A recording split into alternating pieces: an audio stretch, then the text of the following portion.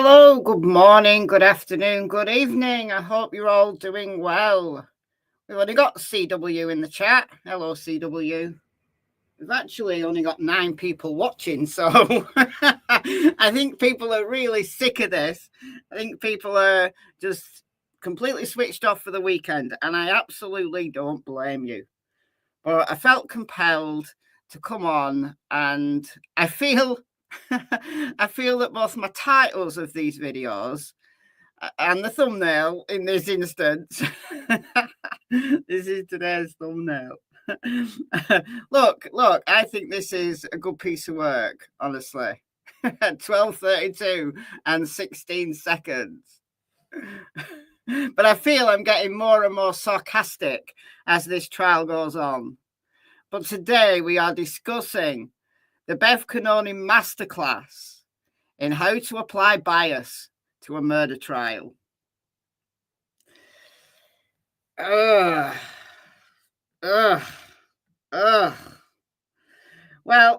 look, I'm not surprised. In yesterday's live stream, we talked about... Where's my chat gone? My chat's gone. How do I get my chat back? Oh, there we go. There we go. I have on another screen what you can see. And the chat disappeared, but it's back. Hello, Lisa Marie. Welcome, welcome.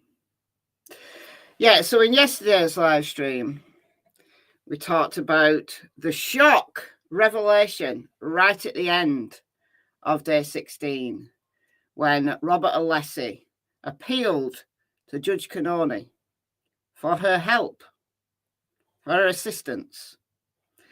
And what really should have happened is this trial is just a farce. This trial should be dismissed. This trial should be no longer. But instead, what Bev Cannone did was just whitewash it all away. So what she asked Robert Alessi to do was go away, talk to Arca, and then come back with what amount of continuance might be needed. And this was her words, so that Arca could fully explore this new report that Hank Brennan's expert, the Aperture people, what they'd now released. Because Hank Brennan was surprised, but he welcomed this new information, like an addendum to their report. So Robert Alessi did just that. So during the morning break, he spoke. And we're going to play that. And then at the end of the day, which was a very short day, like they finished before lunch yesterday. I don't know whether it was a planned short day or what. I've no idea. Or, Bev just fancied the afternoon off. It's lovely weather. It's lovely weather here. Don't know whether it's lovely weather in Massachusetts, but it's lovely weather here. So having a Friday afternoon off, that's great. I would love that, but she gave her ruling. And I'm not surprised what the ruling was. Not one little bit. However, we're going to play it and I'm going to comment. All right. So this is the morning break. This is Robert Alessi replying to Bev Cannone as she requested.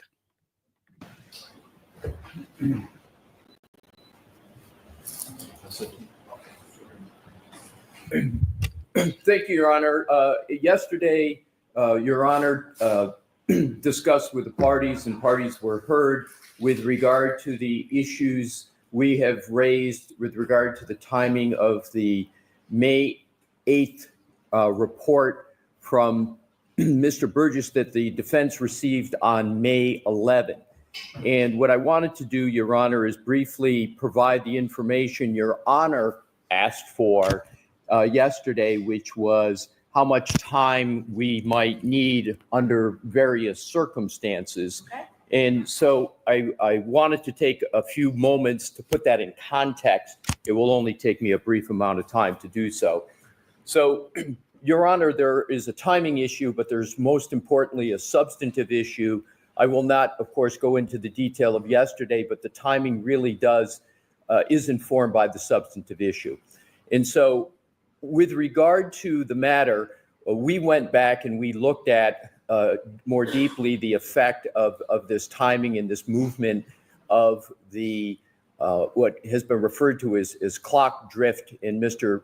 Burgess's report that we got on May 11th.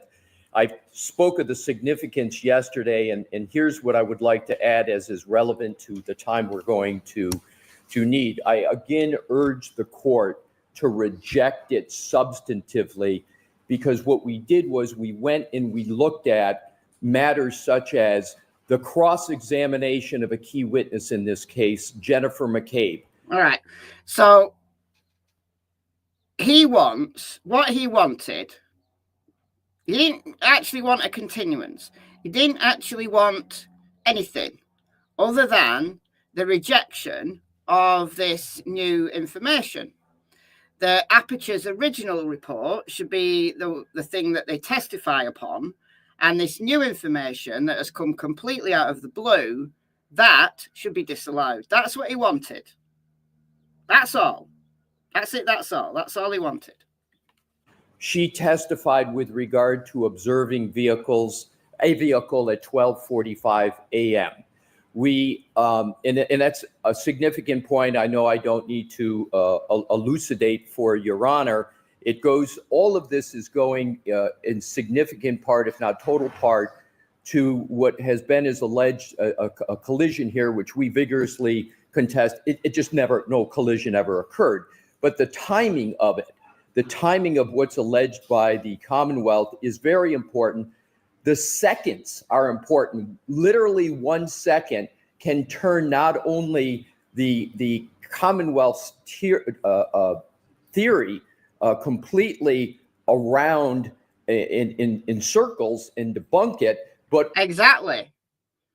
So what Aperture had said is that, they haven't testified yet, so the jury don't know this. The jury know none of this. This is all out of the ears of the jury. This was when the jury were on their morning break. But what has been testified to in pre-trial hearings is that the collision is alleged to have occurred between 12:31 and 38 seconds and 12:31 and 43 seconds. That's what's been in the Aperture report. Based on Ian Whiffin's testimony, however, in relation to John O'Keefe's phone, and Ian Whiffin has already testified. He's a Commonwealth witness. He's already testified. We discussed it. Lots of people have discussed it. Very useful testimony because it gave a very clear timeline based on John O'Keefe's phone. And John O'Keefe's phone at 12:31 and 38 seconds was very active. It certainly didn't appear that John O'Keefe was suffering from a fatal collision at this time, because within the 12:31 minute, and unless he's absolutely right, that in this trial, every second matters. It's important that they get this right to the second. Every second matters. It's unusual that every second matters. Normally, you can do minute by minute, but no, here we've got to do second by second, because whatever happened that's being flagged up here happened within a handful of seconds. So during this time frame, 12:31 to 12:31:38 to 12:31:43, John O'Keefe was receiving a text message. He read a text message. He applied biometrics, like he opened his phone with his whatever biometric he uses, his face probably. And he read a text message, and then between 12:31 and 56 seconds and 12:32 and 16 seconds, so a 20-second time frame, John O'Keefe's phone walked a total of 36 steps, which is 84 feet. But this would have been after the Commonwealth's aperture witness is going to testify to the collision already have happened between 12:31 and 12:31:38 and 12:31:43. But how can that be? Because John O'Keefe's phone was walking between 12:31:56 and 12:32:16. 84 feet. So the defense case is based, it's all predicated upon this timeline that the Commonwealth's own witnesses have testified to, that Ian Whiffin's already testified to. So what he's talking about here is the defense case, like the cross-examination of Jem McCabe and others, as he'll talk about, all been predicated upon this 12:31 minute and then a shared into 12:32. You can't come along and change it now, which is what Hank Brennan wants to do, although he was surprised by this new report.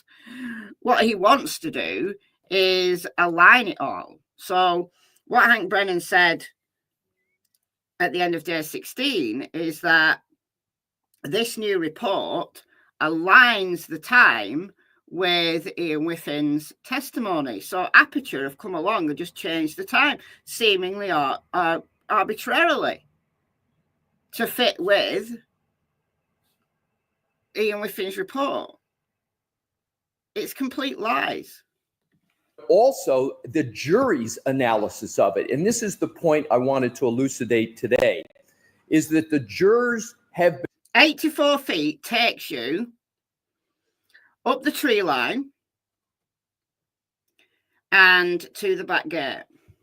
So from the curb, I measured it out yesterday, to the curb, from the curb to the back gate is 83 feet. I'll do it again. But I have to crack open Google Earth and share it another way. Because Google Earth Pro won't open in a window. It's annoying.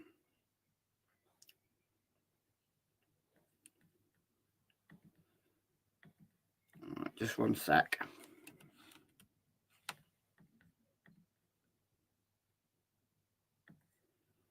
Right. Got to share my entire screen to do this. All right, so here's 31 Fairview. Woo.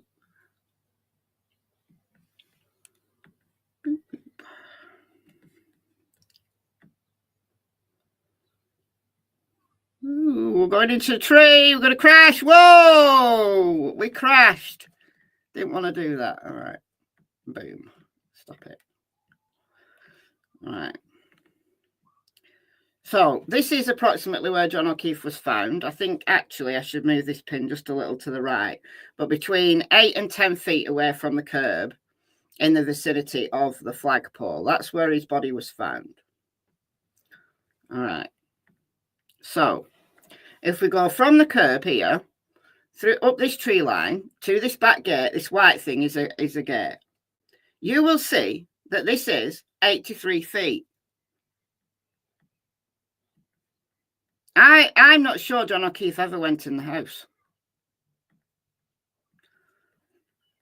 I think my theory now is Brian Higgins was waiting here and he went, "Oh, John, come through here." John went through there.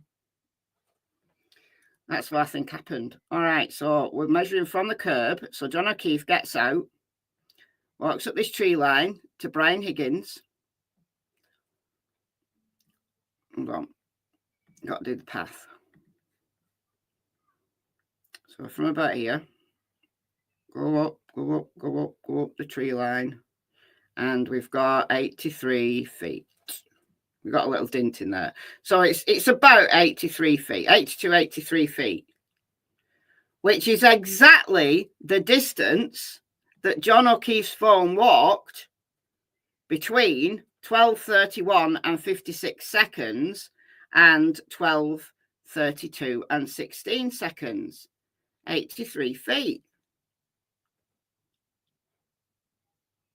I really believe that whatever happened behind this back gate. And Chloe was out. Chloe attacked him. Because Brian Albert gave it away last trial when he said he let Chloe out in the backyard. I think whatever happened in the backyard.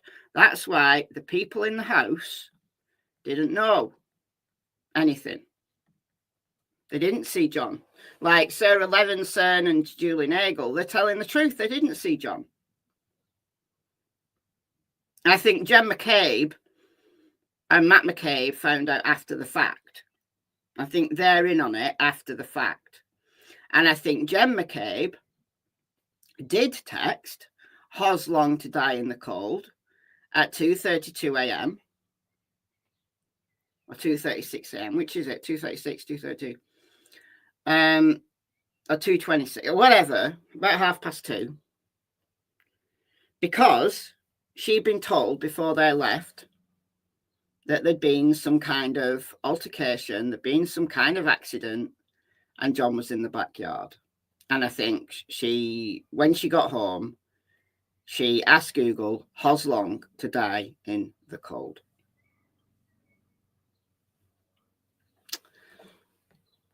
All right.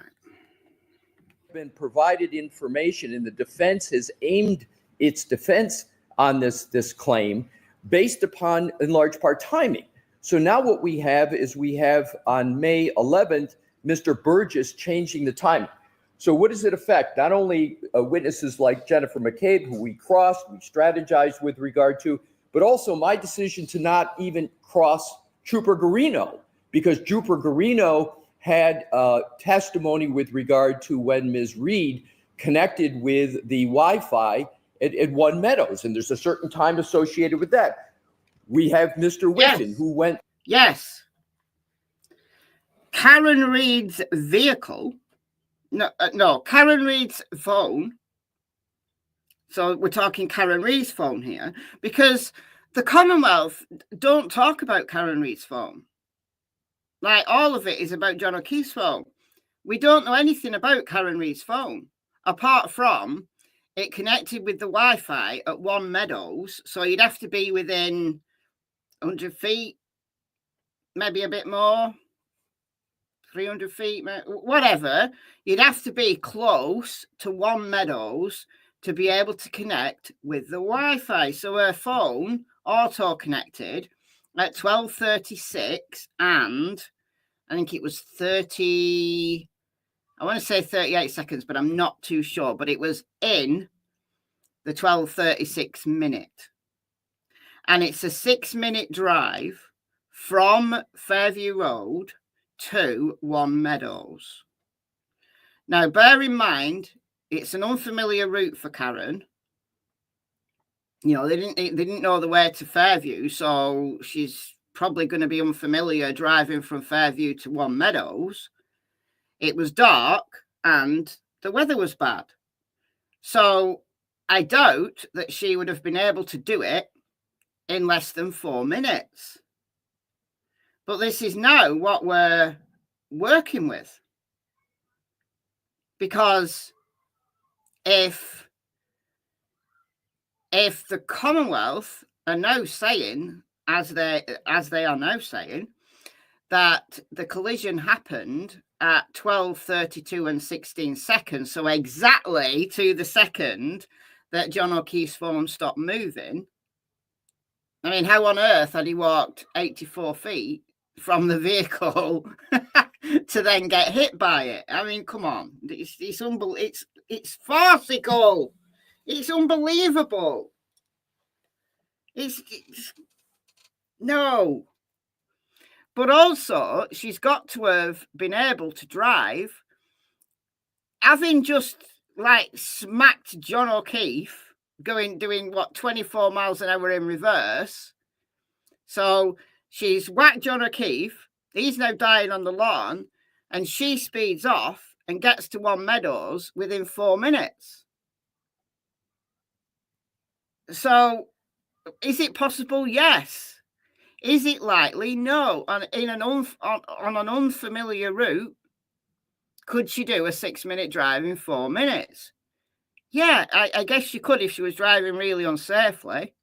On a really familiar route, yeah, of course you could. Just put your foot down, of course you can.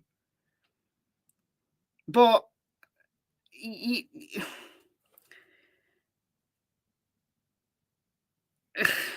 I don't know. I just don't know. Through the Commonwealth went through a timeline, and we believe they went through a timeline for the theory that they had. And I cross-examined Mr. Whiffen extensively with regard to that timeline. There were several defense strategies. And yeah, what did Fatty Higgins go to Canton PD for? What was he looking for? So he spent 6 minutes in an office or whatever that room was, and then he was in and out of vehicles in the parking lot. What was he doing? He certainly wasn't moving vehicles as he testified to last year, because now we've got surveillance footage of exactly what Brian Higgins was doing. But what we can't see is anything he might have taken away with him. So what was he doing? What was he collecting? So luminol and a torchlight, one of those lights, I know what you're talking about, the ultraviolet. So they shine the little torch on and it shows up like blood spots and stuff. Yeah, maybe. What was he doing there? And effectuations of strategies based upon that timing. So with regard to the substance, Your Honor, and there's more, but I think that's a fair representation. It innervates our entire defense.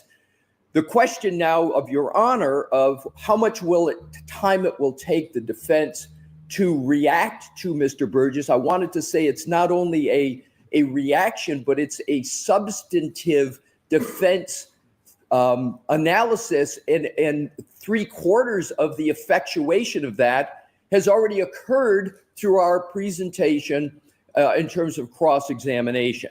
So we would have to, and we're still evaluating that, revisit all of that. And second, because the thing is that's just occurred to me, if John O'Keefe's phone wasn't telling the right time, well, how do we know that Karen Reid's phone was telling the right time? We don't, do we? We would have to put that into the calculation of all of our witnesses that we've already prepared that are based upon that timeline.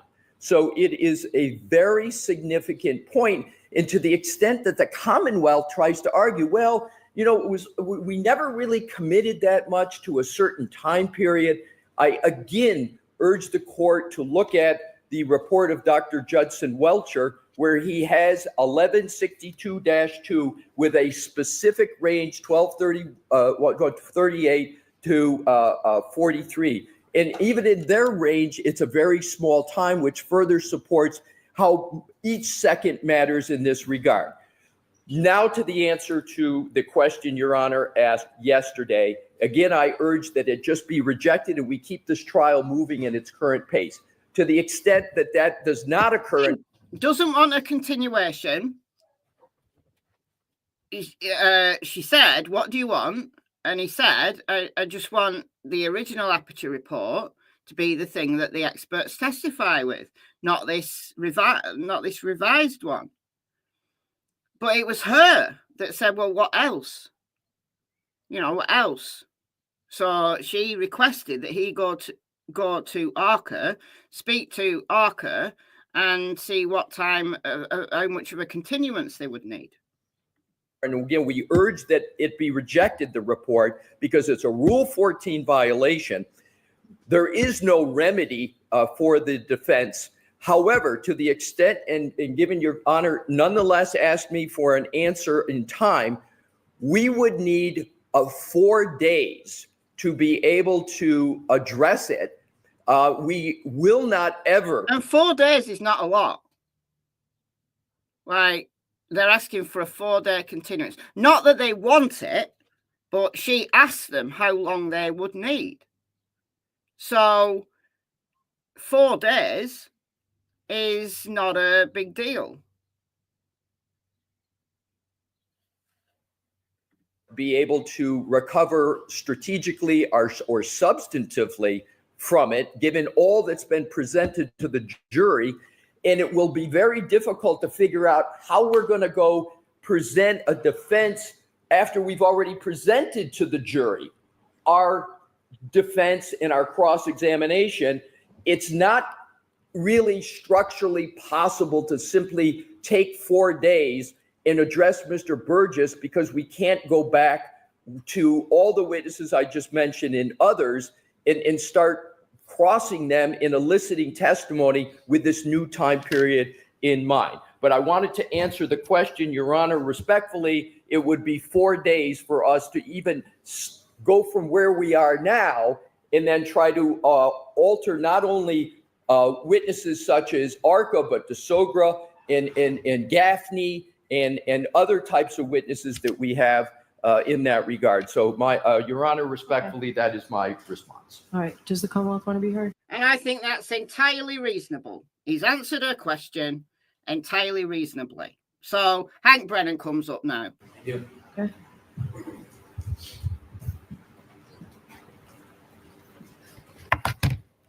Respectfully, Your Honor, the defense is very confused. They attempt to confuse. This is pure gaslighting. This is the Hank Brennan masterclass in how to gaslight an entire trial. The defense is not confused because everybody who heard it, who understands it, thought the same. So, no, they're not confused. Hank Brennan is now working his gaslighting charm on Judge Bev, and she lets him. She absolutely lets him. The issue, they attempt to confuse Your Honor about what the impact would be. This has never been a change. The government is not changing their timeline. What? So the government are not changing their timeline. So why the new report then? If the government are not changing their timeline, when the original testimony, the original Aperture report, is 12:31 and 38 seconds to 12:31 and 43 seconds, which they are now, as Hank Brennan said, just 1 day previous to this, that they are now changing the time of the collision to 12:32 and 16 seconds to coincide with Whiffin's testimony. How is that not a change? How is that not a change in the timeline? The Commonwealth is not changing any information. The Commonwealth. Oh, except that they're changing the time of the collision. The thing that they believe happened. Is not offering anything that affects in any way the testimony of witnesses. It's bullshit. Absolute bullshit. Why the need for the new report then? notable in the argument there is no relationship. And it's completely different than what he said 1 day previous to this. The facts or the actual report that was. At first, it was 12:45. Jen McCabe said that she saw Karen Reid's vehicle outside at the front around 12:45. That was what was testified to last year. And I do believe Jen McCabe mentioned it again this year. I'm going to have to go back and listen. Not that I really want to, because she was on the stand for like 3 days. But yeah, it was Jen McCabe's timeline was 12:45. So she's probably, you know, a little bit out, but that's what she testified to. Now, that cannot be true because Karen Reid was back at One Meadows at 12:36. So Jen McCabe could be out, like, you know, if she's just guessing a time, it could have been 12:30. She might just not have been looking at the clock, which is understandable, right? She's at a party. I think Jen McCabe only became aware of what went down after. I think she's guilty of the knowledge after the fact. I don't think she's involved. I think she's guilty because she's become aware of it after the fact, and she's part of the cover-up. Provided. The Commonwealth has always provided the data, which they have, and they hadn't a chance to analyze. And the interpretation of the data has been different between the parties. We have been clear from the beginning at the time in which the infotainment system shows that there was a collision. We've been clear. No, you haven't been clear because you're now changing it.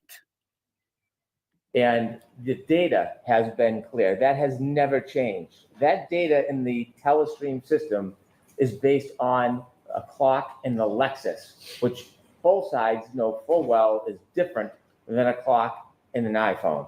You can see all the productions. Which is why you need to get the time in the Lexus and the time on the iPhone both synced to the atomic clock independently of each other, not just to, you know, magic up a time so that it aligns with Ian Whiffin. No, you take the Lexus clock and you work out how different it is from the atomic clock, which is the actual time that the world goes by. And then you do the same with John O'Keefe's phone, independently of each other. And if you've got both times synced to the atomic clock, then you can work out which came first. Did this alleged collision come first, or did John O'Keefe's phone movements come first? You can work it out. That's what you need to do. Not aligning, just making stuff up. And because we don't know, and the defense don't know, what this Aperture guy is going to say now,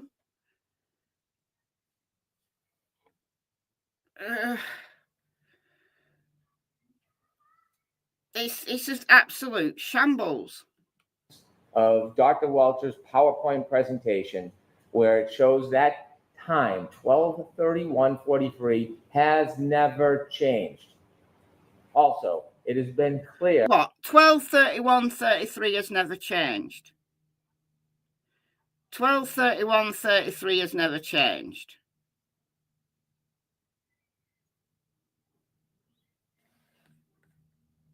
Well, even he's getting confused.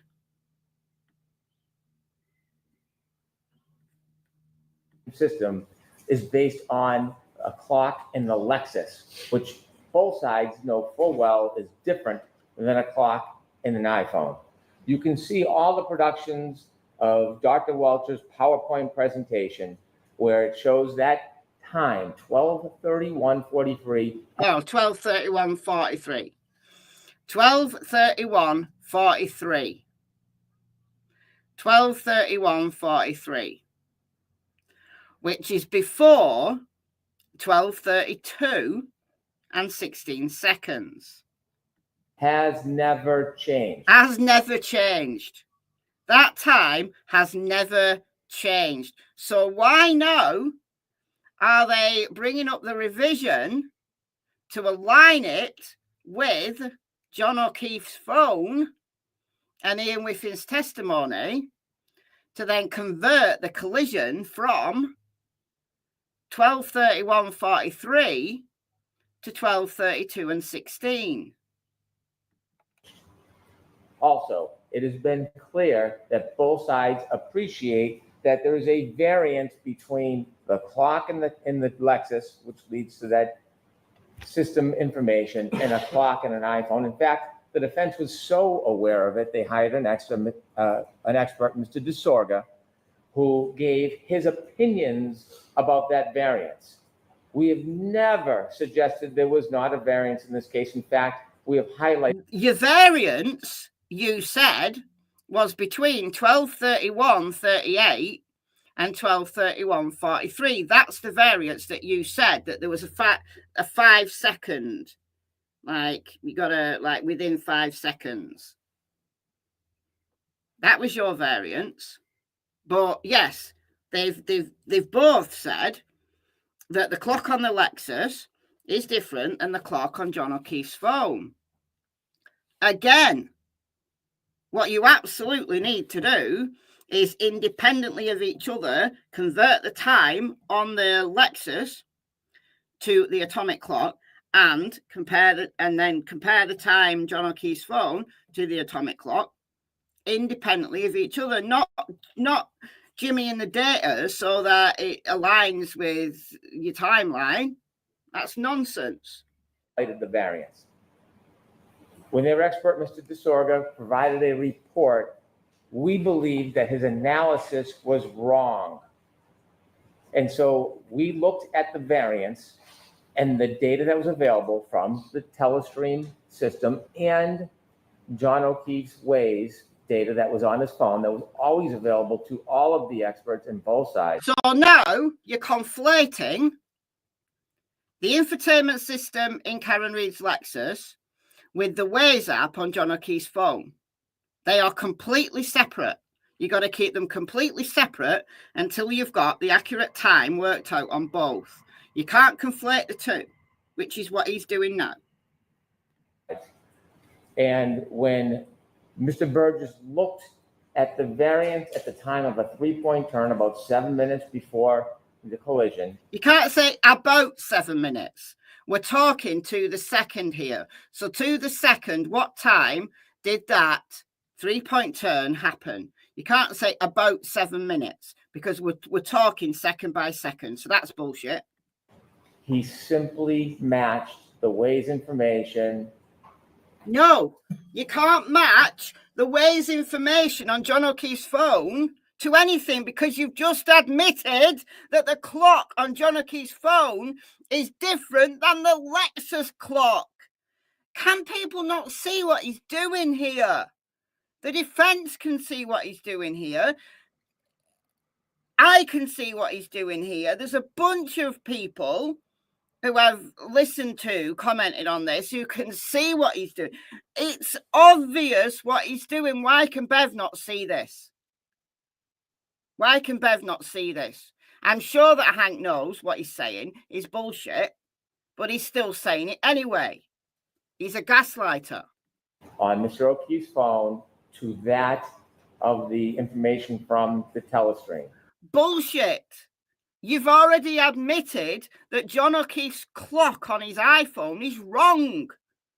You said this at the end of day 16. So you can't use John O'Keefe's Waze app on his phone to align the time on the Lexus. Good God. Jesus Christ. Beam me up.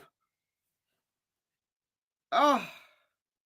Yeah, collusion, not collision. Yes. Yes, that's brilliant. Yes. And saw that it was a 21 to 29 second variance. Oh, isn't that just convenient? So what you're going to do is you're going to change the Lexus time to align with John O'Keefe's phone and call that the variance. That's absolute complete garbage. All that data was available to the defense because their expert made an improper conclusion is not our fault. This does not change the testimony of anybody. They point to bullshit. Oh my God. The reason why the defense expert hasn't come up with this garbage is because they're not trying to align the Lexus clock with John O'Keefe's phone clock. That's why. Jen McCabe's text message where she said she thought she saw a motor vehicle out front that evening at 12:45. That is not consistent with the Commonwealth timeline, but that doesn't change. That favors the defense. So John, so what? Jen McCabe has a text message at 12:05. What? I'm going to have to go back and listen to Jen McCabe. So yeah. So why do we have Jen McCabe in this timeline at all? Because she's clearly wrong. Why is the Commonwealth not talking about? It's just interesting that the Commonwealth don't talk about the time that Karen Reid's vehicle got to One Meadows. And that time is not to do with her infotainment system, and it's not to do with John O'Keefe's phone. That's Karen Reid's phone. So why is the Commonwealth not talking about the timeline that you can get from Karen Reid's phone? He is a weasel. Yeah, he's absolutely a weasel. It does not change anything to do with ARCA. ARCA has not, as far as I've seen in any reports, ever talked about the variance, just Mr. DeSorda. And so because this is inconvenient for the defense, and because it's inconvenient for the defense. Yeah, all right. Focuses the variance that we already discussed and provided, isn't a reason to exclude it. It's not late discovery. It's not a Rule 14 violation. It is further analysis of information that was already provided, opinions that were already provided, and it is in response to their experts' mistake about that variance. There's nothing new here. Nothing has changed. Bullshit. It's nothing to do with the defense witness. It's to do with the Commonwealth's own witnesses. It's nothing to do with any defense witness. Ian Whiffin's timeline, based on John O'Keefe's phone, is a Commonwealth witness. Aperture, who are now changing the time that they think the collision occurred, is also a Commonwealth witness. It's nothing to do with the defense witnesses. The defense witnesses have not testified yet.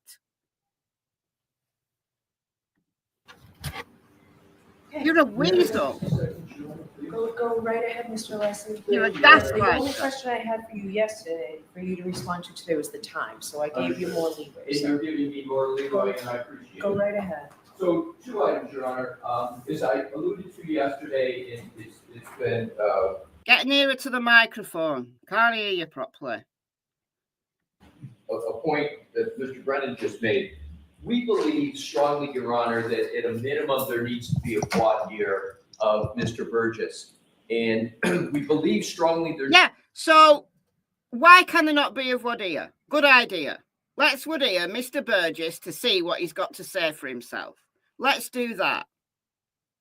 Let's do that. Because Bev likes voir dires. ARCA have been voir dired twice now. Right? They had to come back and do another voir dire. Pre-trial. The dog bite expert, the woman, what's her name? Can't remember her name. She had to be voir dired. They've voir dired ARCA in the middle of last year's trial. So, okay, let's voir dire Mr. Burgess. Good idea. There needs to be a voir dire because we have a serious concern that the sequestration order has been violated.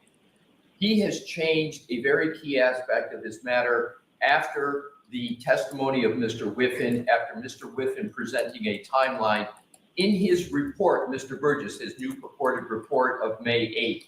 He references to align it with Mr. O'Keefe's cell phone.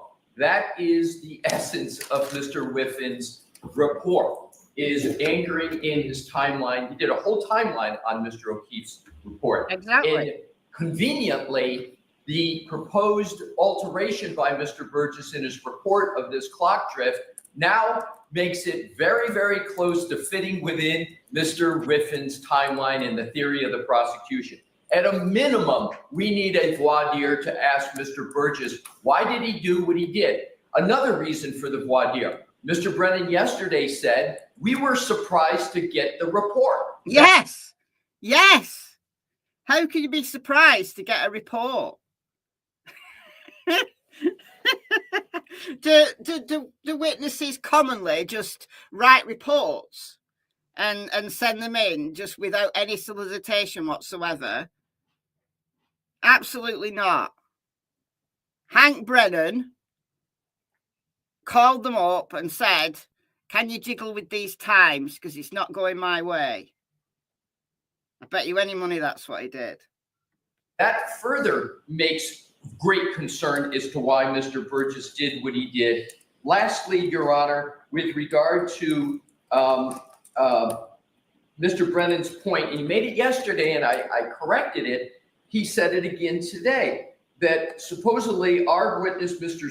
DeSogra, made an error and that we're trying to correct an error of Mr. DeSogra. That is incorrect, Your Honor.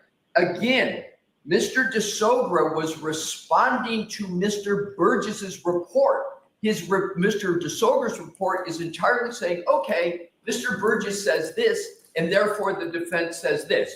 Now Mr. Burgess is changing what he is saying. So it is completely incorrect to say that Mr. DeSogra is trying to correct an error. That would require, again, Mr. DeSogra to change what he has done. Final point is this. There was also an issue, Your Honor, and this is extremely important with regard to burden shifting. There's not only the question of should this be allowed at all, there's not only the question of how much time the defense will need, but there's a third and important issue, and that's burden shifting. What Mr. Brennan proposed yesterday was a very irregular process where essentially the Commonwealth gets 3 bites at the apple for a problem that they caused. The problem we're talking about is Mr. Burgess changing a significant part of a timeline. Yes, there was a variance. Exactly. That's exactly it. That he had, but he picked a range of the variance. He's now changing the variance. So what the Commonwealth is proposing is that our witnesses go forward, the aperture gets to wait, they come on, and then the aperture gets to come on yet again. We would urge. I did not understand the Commonwealth asking me that. Are you asking me to do that, Mr. I Brennan? appreciate the clarification. I'm not sure what he's saying, so. It sounds like DeBroja or whatever. His name is DeSogra, yes. DeSoder, you're suggesting that the Commonwealth suggested yesterday that he testifies first and then the aperture witnesses? What I understood was going to happen is Mr. Brennan said yesterday that Dr. Welcher cannot come in until after. No, I didn't understand that. I understood Dr. Welcher, Shannon Burgess, and then Dr. Welcher for everything that you folks received prior, January 31st or whatever the date was. And then potentially for all the new ARCA information that came in May 7th, that portion, Dr. Welcher returning on rebuttal for. Not that they were holding back Dr. Welcher completely. Is that correct, Mr. Brennan? That's the conversation I had. That conversation I wasn't part of. Yeah, I think you misunderstood that, Mr. Alessi. So I did, just so I'm clear, what is it? No, I don't think so. Hank Brennan absolutely wanted his witnesses to be able to come back and have another go. That the Mr. Brennan, all right, this is separate, and I'd really like to give everybody a break here. What is it the Commonwealth is asking to do regarding that? Regarding Mr. Burgess or Mr. Welcher? Which, Dr. Welcher? Dr. Welcher should come in and testify to his PowerPoint, all of his opinions, which address all of the prior representations and opinions of ARCA, although we still don't have any raw information, but we're ready to move forward. Regarding any new opinions, which there is over a dozen new opinions that includes testing, video, experiments, Dr. Welcher should have enough time to review, conduct his own testing, turn it over, and then in rebuttal, address limited to the new issues raised by ARCA. That's how I understood it, Mr. Alessi. And that's So Welcher gets to come and do his testimony, and then he gets to come back on rebuttal and do it all over again. how I did also, but the question is now with the Burgess changing of the clock drift, how many times is the Commonwealth proposing that Dr. Welcher gets to come in and talk about that? Is he just going to come in and talk about it? So you talk with Mr. Brennan about that. All right, so I'm all set for this. There are no changes. There is no changes in the timeline. He keeps trying to portray this as something has changed. Nothing has changed. It's the exact same. He's always said there's a variance. He's been looking into the variance for a long time, and now he has found a method to show the exact variance. It's not changing. There's nothing in the reports that changes as far as the timeline. That's just an attempt to cause fear. There's nothing that has changed. We can look at the reports. It's all the same, always has been. Other than now he's identified the mistake of their expert, and that led him to be able to identify the variance, which is helpful and new. And the suggestion that there's been some. So it's helpful and new, except nothing's changed. How does that even work? That's bullshit. That's crap. You can't say that the information is helpful and new while saying there's nothing changed, because you've changed your time of the alleged collision to match with Ian Whiffin's testimony. That's exactly what you said, and we're just taking your words. That's exactly what Hank Brennan said. Violation of an order, no good faith basis whatsoever. Does the Commonwealth oppose a voir dire just on that one issue? Yes, because it's suggesting that there's a good faith basis for it. Nothing has. Ian Whiffin's report was available to the defense and our experts months and months and months ago. The issue of variance has been an ongoing issue for months. There's nothing. Yes, and we know what the variance was, but now you're trying to change it. Nothing that triggers a change in the testimony to adopt or adapt to it. Our timeline has been the same since when we turned it over at the beginning. They cannot point to Except now you're changing it. one thing that has changed between Dr. Welcher, Ian Whiffin, Jessica Hyde, or Shannon Burgess. They are just saying things without a good faith basis. They're just saying things. They're just saying things. In the reports, show us where something has changed. Your Honor, to inform you, Your Honor, we would like to print the page in the clock adjustment, because what Mr. Brennan says is Yes, correct. and I'm happy to any information. Thank All right. Change. 20 minutes. No. All right, so let's go to her ruling, shall we? Oh, this crap about the tail light. This idiot here, this woman here, like doing a little jigsaw puzzle, fitting pieces of tail light together. Completely arbitrary. Some pieces fit, some pieces don't. You could take 47 pieces of plastic and work it so that some of them will fit together.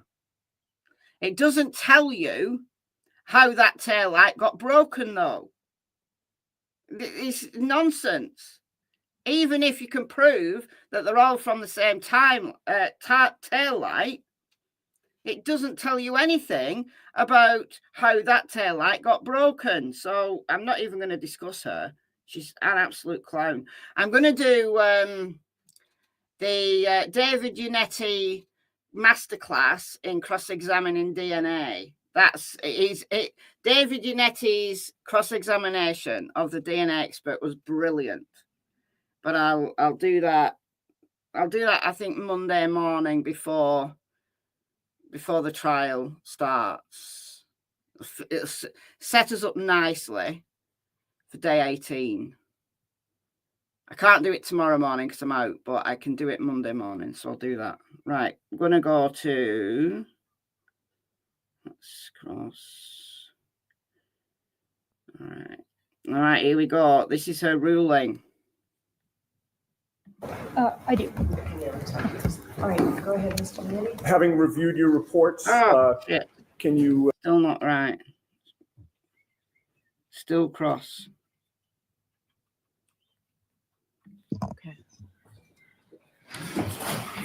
So before we recess, I appreciate that council provided me with the information. Mr. Leslie, I got the 2 reports that you had that were incorporated and what the Commonwealth had given me a few minutes before, but I appreciate that it was pointed out here. We've had full argument on this yesterday and today. My findings for the record are that the defendant has not persuaded me of undue surprise or unfair prejudice by this information, and I don't find that there's delayed disclosure. Of course, all of this is... So you can just issue a new report that's surprising to even the Commonwealth in the middle of trial, and that is not considered delayed disclosure. So how come that the ARCA report was considered delayed disclosure? How come? It's ample game for cross-examination, certainly as to what Mr. Burgess knew, what he looked at, why he looked at it, when he looked at it. That's great. Yes, she's giving him permission to cross-examine. Woo! Woo-hoo! Unless he's now got permission to cross-examine Mr. Burgess. That's not the point. Yes, he can cross-examine Mr. Burgess, but she's missed colossally the issue here.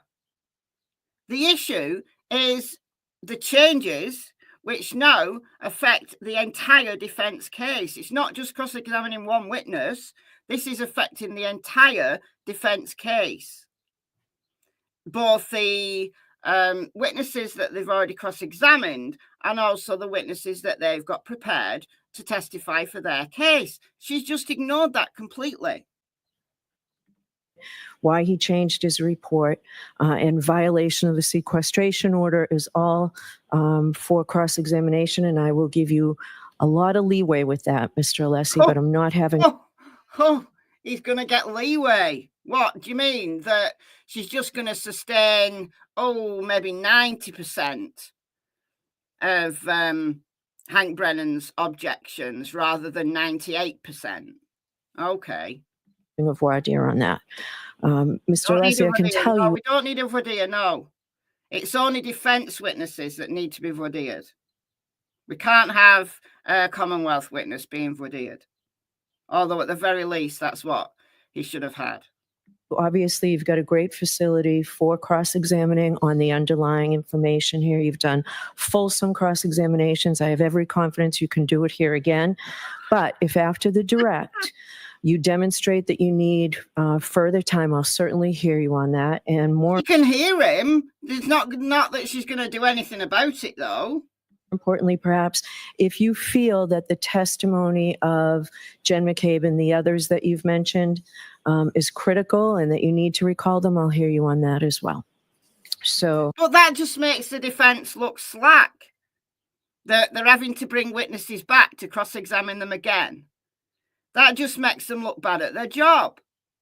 That puts them in an even more precarious position. Surely. Regarding Dr. Welcher, as my understanding, the request yesterday was for, and it's been a request, I think, a few days. We've addressed it at sidebar, and I found that it wasn't the right time. Let's see how much Dr. Welcher could go through. I understand Dr. Welcher will testify in the Commonwealth's case in chief next week or so, Mr. Brennan. Hopefully next week, if not all right. the day after the holiday. And that will be for all of the material that was provided to the defendant initially, right, by the Commonwealth's discovery deadline? Correct. And what you're asking for is that after ARCA testifies the new information, you're asking for rebuttal, right? Yes, limited to the new information. All right, so I would allow under these circumstances a limited rebuttal, and we can define the scope after we hear the testimony of ARCA. So those are my rules. All right, so you can fix it. After ARCA's testified, you can fix it for the Commonwealth to basically be able to do what they want. That's what I'm hearing. Your objections were noted. I'll see everybody on Monday. All rise for the court, please. That is an absolute masterclass. That is the masterclass of how to bias a murder trial. An absolute masterclass. Judge Francis Gull over there in Indiana would be completely proud. Bev Cannone and Gull are two peas in a pod. They're like long lost sisters. Sisters from another mister. Unbelievable. Unfreaking believable. I thought at least she's not as bad as Gull.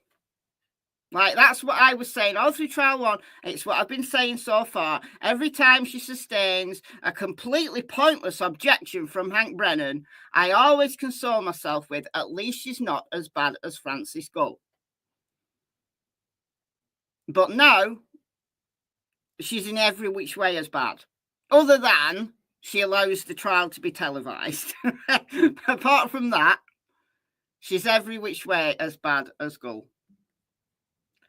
So, yeah, unbelievable. This trial should not exist. This trial should have been dismissed, and Karen Reid should not be in this very precarious position. I've got a really bad feeling about this. I think Karen Reid is going to get convicted. I hope I'm wrong, but I can see it coming. I can absolutely see it coming. Hell no. Hell no. I can see it coming, though. The feds are watching. We're all watching. Not that it helped in Indiana, though. We were all watching in Indiana as well, except we weren't because, you know, we couldn't. But metaphorically, we were all watching in Indiana. And look how that turned out. So I really don't have a good feeling about this. I really don't. Anyway, I'm going to go and watch some Netflix now. I'm going to completely switch off from true crime for the rest of the day. Although probably when I go on Netflix, I'll end up watching a documentary. I watched two really good documentaries yesterday on Netflix. I watched the documentary on Fred and Rose West, which could have been better, but maybe it's because I know the case really well. Like, if you know the Fred and Rose West absolute horror from 1994, absolute horror. I followed all that when it was all in the news. So I thought the Netflix was good, but it could have been better. I also watched the capture of Osama bin Laden as well. I watched that last night. So, yeah, I'm going to go and see. Maybe I could find something that's not related in whatever way, in any way, to violence. I'm going to end up watching something that's got violence, it's got crime, it's got all sorts, because that's just what I do.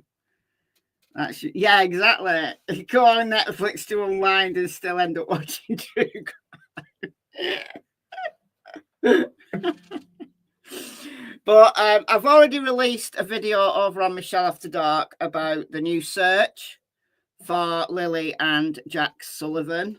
There's a new search. The RCMP and the search and rescue teams are out there today, and I also believe they're going to be there tomorrow as well. So hopefully, fingers crossed, they find those two little angels. I hope and pray they do. You know, for some closure. And oh dear, really sad, really sad. All right, so I'm not going to be on tomorrow. I'll do a video, like a recorded video over on Michelle After Dark, but I won't be live tomorrow because I've got to go out in the morning. But I'll be back Monday morning, my time, so very, very early Monday morning for most of you, to talk about the David Unetti masterclass on his cross-examination of the DNA guy. So until then, thank you for joining me. Thanks as always to the moderators. And I'll see you soon. Bye-bye. Bye, guys.